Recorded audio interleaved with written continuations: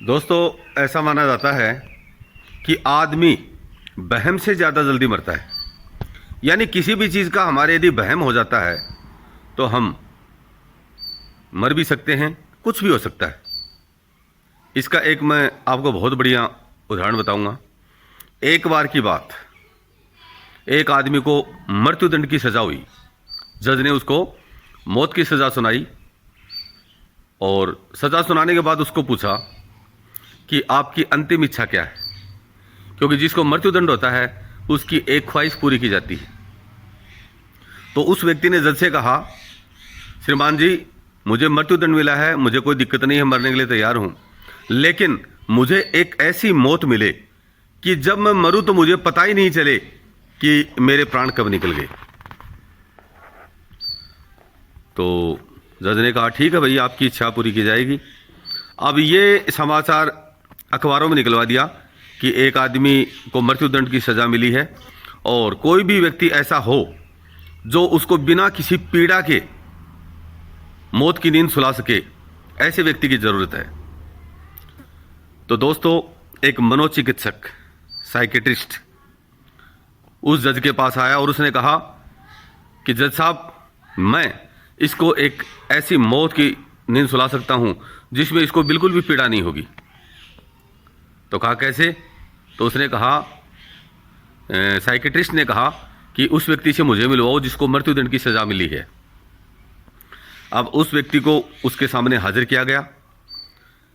मनोवैज्ञानिक ने कहा कि देखिए भाई, आपको मृत्युदंड की सजा मिली है, अब आपको मैं क्या करूंगा, एक सीधी टेबल पे लेटा दूंगा और आपकी जो एडियां हैं उन एडियों में मैं 2 नीडल चुभाऊंगा।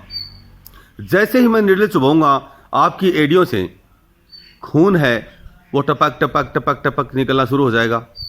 जैसे ही 15 मिनट होंगे, लगभग आपके शरीर का 25% खून है वो बाहर निकल चुका होगा और आप वीकनेस महसूस करेंगे, कमजोरी महसूस करेंगे। लगभग जब आधा घंटा होगा तो आपके शरीर का 50% ब्लड बाहर निकल चुका होगा और आपको बहुत अधिक थकावट महसूस होगी। और जब 45 मिनट होंगे तो आपके शरीर का 75% ब्लड बाहर निकल चुका होगा और फिर आपको नींद सी आनी शुरू हो जाएगी और फिर आपकी मृत्यु कभी भी हो सकती है। तो इस तरह से होगा, आपको ज़्यादा दर्द नहीं होगा, केवल 2 निडल आपके एडियो में चुभोई जाएंगी, उसका मामूली दर्द होगा और उसका भी आपको पता नहीं चलेगा। तो उस व्यक्ति ने कहा, ठीक है, मुझे मंजूर है। अब हुआ क्या, उस व्यक्ति को टेबल पर लेटा दिया गया और साइकेट्रिस्ट ने 2 निडल हाथ में ली और वैसे ही दोनों हाथों से एक बार उनकी एडियों से उनको टच कर दिया और उसको पूछा, क्या आपको दर्द हुआ? तो उसने कहा, नहीं, मुझे तो महसूस नहीं हुआ। तो डॉक्टर ने कहा कि आपके एडियो में दोनों नीडल लग चुकी हैं, अब आप सीधे ऊपर आकाश सामने घड़ी लगी हुई है, इस घड़ी की तरफ देखो, दीवार पे घड़ी लगी हुई है, इसकी तरफ देखो। तो जैसे ही वो निडल लगाने का बहाना साइकेट्रिस्ट ने किया, साथ ही वहां एक प्लास्टिक की बाल्टी में एक पानी की टोटी है वो स्टार्ट कर दी। तो पानी जैसे ही उस प्लास्टिक की बाल्टी में गिर रहा था, टपक टपक टपक टपक, तो वो व्यक्ति सोच रहा था कि मेरा ब्लड निकल के नीचे गिर रहा है। जैसे लगभग 15 मिनट हुए, डॉक्टर ने पूछा, आप कैसा महसूस कर रहे हैं? तो उसने कहा कि मुझे थोड़ी थोड़ी कमजोरी का एहसास हो रहा है। जबकि दोस्तों, आपको पता है, डॉक्टर ने नीडल तो चुभोई नहीं थी। लगभग जब आधा घंटा हो गया तो डॉक्टर ने फिर पूछा कि आपको कैसा महसूस हो रहा है? तो उस व्यक्ति ने, जिसको मृत्युदंड की सजा मिली थी, उसने कहा कि मुझे काफी थकावट महसूस हो रही है। टूटी से आवाज टपक टपक टपक आती रही। उस व्यक्ति ने सोचा कि मेरा ब्लड निकल रहा है।